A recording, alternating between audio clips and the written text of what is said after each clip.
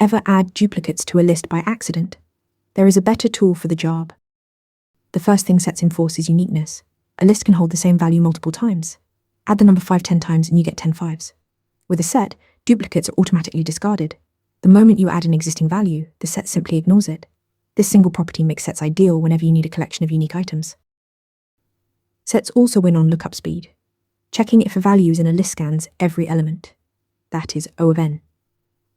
Sets use a hash table internally, so membership testing is always O of 1, constant time.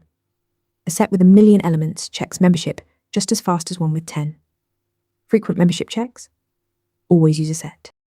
The trade-off is that sets are unordered. You cannot index into a set or rely on element position.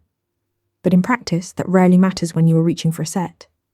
Use one to deduplicate a list in a single line, to check if user IDs exist in a large collection, or to find common elements between two groups using set intersection.